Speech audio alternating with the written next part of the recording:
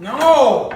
Why does that keep happening? I scored it exactly on my mark, and then it does one of these. I think I only wasted 15 tiles today. Bruh. Whereas I only needed 11 total on the wall. That means it's getting much worse. So what is it? Do you guys have any ideas? At this point, I'm committed. I have wet mud and I need to get it done. With any luck at all, I can get this shower grouted tomorrow. So then when the family gets here, we can use this shower. The good news is I should be done tiling for a minute so I can sort out the tool issue. So let me know if you have any ideas on how to fix them, or let me know what brands I should be looking at buying. Fun fact, if there was a hall of fame for people that procrastinate, I'm almost certain I would be top 3. But also important to note that I think some people would put me as the GOAT. I absolutely hate taping and mudding so much. It's mostly because I suck at it. But I suck at it because I haven't done it very much. So this cabin renovation property is several hours away from home, where we've done dozens of other renovations, and I have trusted contractors. Over the years, I've built rapport and trust with these different contractors, and not having them in my back pocket is very difficult. When I do these renovations, we don't hire out very much, but taping and mudding is one of them. And since I'm not as experienced in the taping and mudding world, I do it a little different than some of the professionals. Typically, people tape and mud the first coat, but for me, I do a pre-fill. I fill all of the cracks. I let the pre-fill dry overnight. Then in the morning, I'll hit it with a quick sand, and then I'll tape and mud. This helps ensure that the tape is not gonna have any dry spots or bubbles behind it. Again, this isn't entirely necessary for most people, especially the professionals.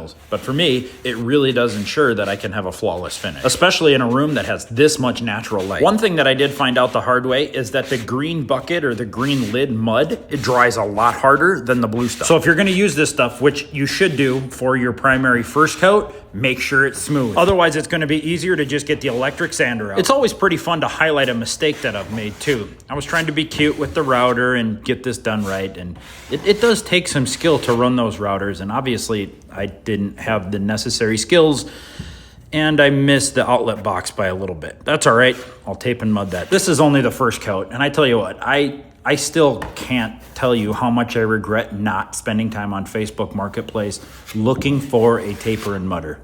This entire process is going to be awful, but I guess you get to join me for it.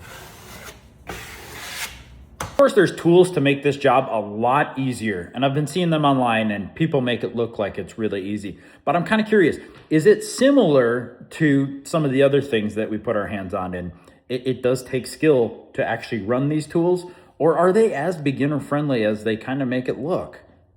I think I'm kind of leaning towards maybe I should get some of those tools. See, I have a drywall banjo, and the thing works pretty well, but it's a pain in the ass to clean. It's a pain in the ass to fill up.